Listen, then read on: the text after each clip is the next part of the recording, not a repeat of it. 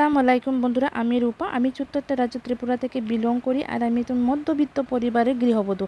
তো বন্ধুরা, আজকে তোমাদের জন্য নতুন একটা রেসিপি নিয়ে হাজির হয়ে গেলাম। পটল পোস্ত সম্পূর্ণ নিরামিষ। তো কীভাবে রান্না করেছি সবটা দেখতে হলে বন্ধুরা আমার পাশে থেকে দেখতে হবে অবশ্যই, তাই না বন্ধুরা? আবার সঙ্গে থাকুন। আমি কীভাবে রান্না করেছি সবটা দেখতে হলে লাইক দিয়ে দেখা শুরু করো। তো দেখে নাও, আমি এখানে 500 গ্রাম পটল কিনে এনেছি বাজার থেকে। দেখে নাও বন্ধুরা, এখন ধুয়ে সুন্দর করে পরিষ্কার জলে ধুয়ে নেব। ধুয়ে একটু আঁশ ছাড়িয়ে নেব আর দুর সাথে মুখগুলো কেটে নেব।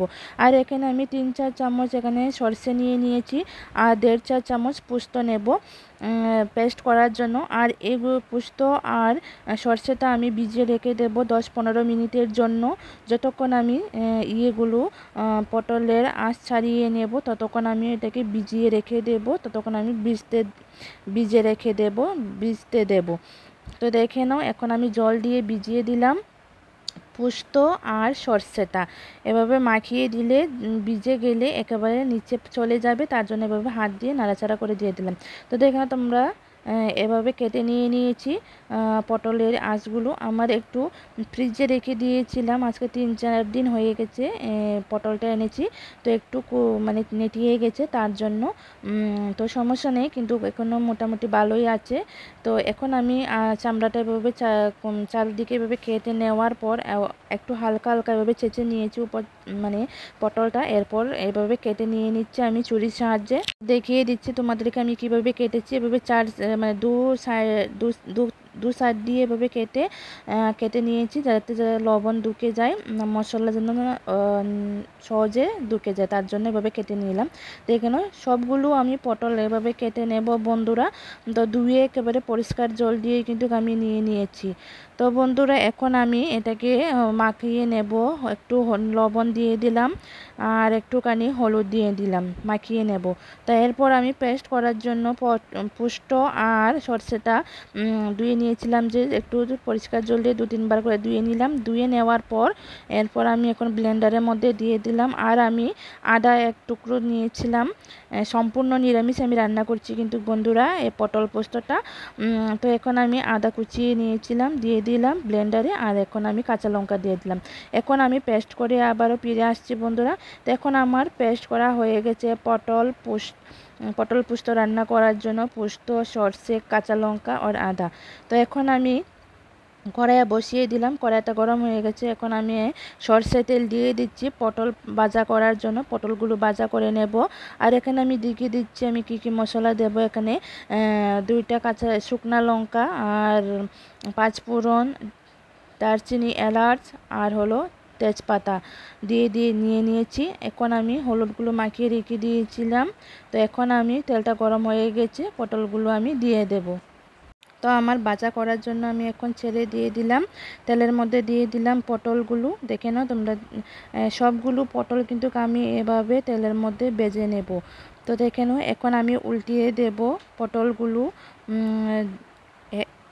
এপিঠ থেকে ওপিঠ এভাবে উল্টিয়ে দেব। উল্টিয়ে নেওয়ার পর তো বেশি একটা ভাজা করতে হবে না, বেশি লালচে করব না, কেননা শক্ত হয়ে যাবে বেশি একটা লালচে করে ফ্রাই করলে, ভাজা করলে। তার জন্য আমি এখানে সামান্য হালকা হালকা করে কিন্তু ভাজা করব। এভাবে নাড়াচাড়া করে এপিঠ থেকে ওপিঠ এভাবে উল্টিয়ে দেব। তো এখানেও আমার কিন্তু পটলগুলো ভাজা হয়ে গেল। তো এভাবে আমি এমনভাবে করে সবগুলো আমি পটল ভাজা করে নেব। বেশি ভাজা করা যাবে না, তাহলে কিন্তু তেতো হয়ে যেতে পারে, শক্ত হয়ে যেতে পারে, সেটা কিন্তু খেয়াল রাখতে হবে বন্ধুরা। তো দেখে নাও, আমি কিন্তু সবগুলো পটল এভাবে সম্পূর্ণটা ভেজে নেব। দেখে নাও কীভাবে ভেজে নিয়েছি, দেখে নাও বন্ধুরা। তোমরা তো দেখে বুঝতে পারছো, অবশ্যই এভাবে কিন্তু বেশি ভাজা করতে হবে না, এভাবে ভেজে নেবে। তো ওই পটল ভাজা তেলের মধ্যেই আমি এলাচ আর দারচিনি দিয়ে দিলাম।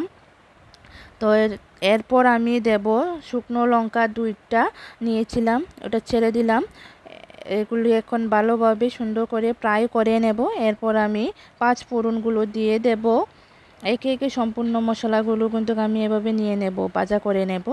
এরপর আমি দেব তেজপাতাগুলো নিয়েছিলাম, যে এটা এখন দিয়ে ফ্রাই করে নেব।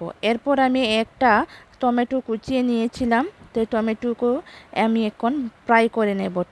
টমেটোটাও সুন্দর করে ভাজা করে নেব। আর টমেটোটা সেদ্ধ হওয়ার জন্য আমি একটুখানি লবণ দিয়ে দেব, যাতে তাড়াতাড়ি টমেটোটা নরম ও সেদ্ধ হয়ে যায়, তার জন্য। তো তো বন্ধুরা আমার টমেটোটা কিন্তু দেখে নাও গলে গেছে ও নরম হয়ে গেছে, খুবই তাড়াতাড়ি ভাজা হয়ে গেছে।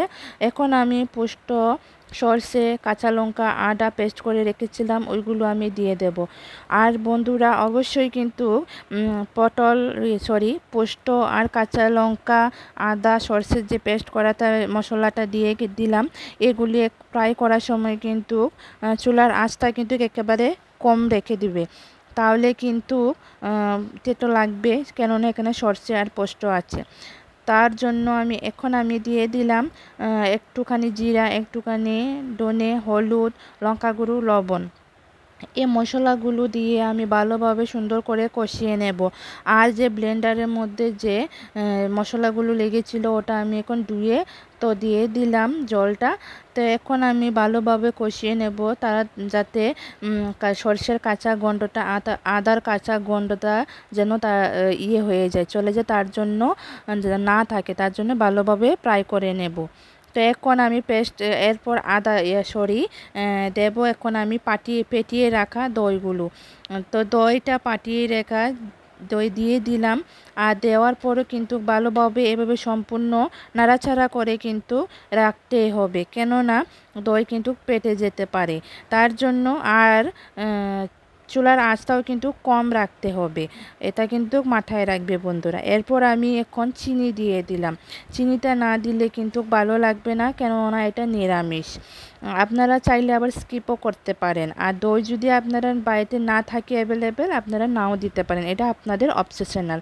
তো আমার কিন্তু তেল ছেড়ে দিয়েছে, মশলাটা কষানো হয়ে গেছে। এখন আমি পটলগুলো দিয়ে দিলাম এ পর্যায়ে।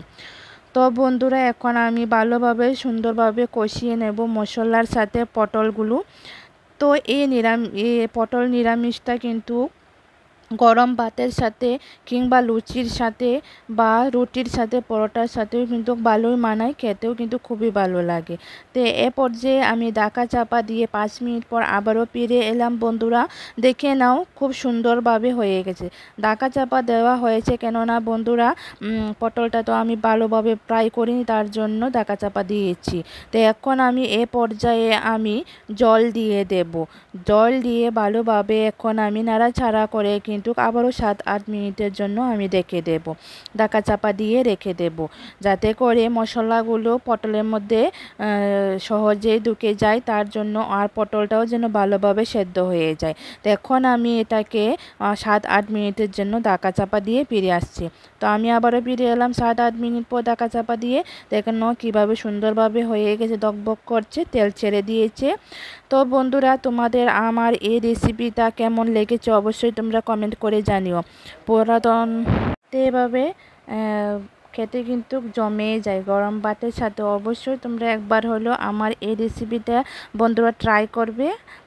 আমি আশা করছি আপনারা একবার হলো ট্রাই করবেন। দেখে নাও কি সুন্দর লোভনীয়, কি সুন্দর কালার হয়েছে, তাই না বন্ধুরা? রান্নাটা কিন্তু আমার সম্পূর্ণটাই কমপ্লিট হয়ে গেছে বন্ধুরা। এ পর্যায়ে রেখে দেব ঝোল, কিন্তু আমি আর কমাবো না, এভাবে মাখা মাখা রেখে দেব। তো বন্ধুরা অবশ্যই তোমরা কমেন্ট করে জানিও, তোমাদের কমেন্টের অপেক্ষায় কিন্তু থাকবো। আর তোমাদের এই ছোটো ছোটো কমেন্টগুলো দেখে কিন্তু আমার ভিডিও তৈরি করার কিন্তু অনেকটাই উৎসাহ যোগায়। আর অবশ্যই তোমাদের নতুন বন্ধুদেরকেও বলছি, পুরাতন বন্ধুদেরকেও বলছি, আমার তরফ থেকে অনেক অনেক ধন্যবাদ ও আমার তরফ থেকে অনেক প্রাণ ভরা ভালোবাসা। আর অবশ্যই তোমরা পারলে একটা শেয়ার করে দিও তোমাদের আত্মীয় স্বজন কিংবা বন্ধুদের সাথে। তোমাদের একটা শেয়ারের মাধ্যমে যেন আমরা অনেক দূর এগিয়ে যেতে পারি, তোমাদের আশীর্বাদ ও ভালোবাসা নিয়ে। এই ছোট্ট একটা ইউটিউবারকে, ছোট্ট একটা পরিবারকে অবশ্য আপন করে, অবশ্যই তোমাদের পরিবারের যোগ্য হিসেবে গ্রহণ করে, অবশ্যই তোমাদের পরিবারে মেম্বার করে নেবে। তো দেখে নাও এখন আমি রান্না করার পর এখন আমি একটা প্লেটের মধ্যে সার্ভ করে নিলাম বন্ধুরা। দেখে নাও, তোমরা দেখে হয়তো বুঝতে পারছো কতটুকু সুস্বাদু কিংবা ডিলিশিয়াস হয়েছে।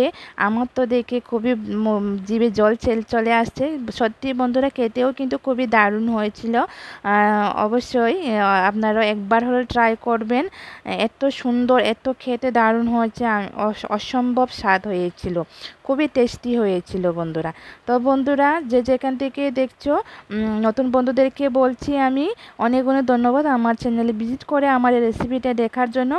আর এমন ভালো ভালো রেসিপি, নিত্য নতুন রেসিপি পেতে হলে অবশ্যই আমার পাশে থেকে আমার এই চ্যানেলটাকে সাবস্ক্রাইব করে নোটিফিকেশান অন করে রেখে দিও, যাতে করে এইভাবে নতুন নতুন রেসিপি আপলোড করার সাথে সাথে যেন আপনার কাছে সবার আগে নোটিফিকেশানটা পৌঁছে যায়।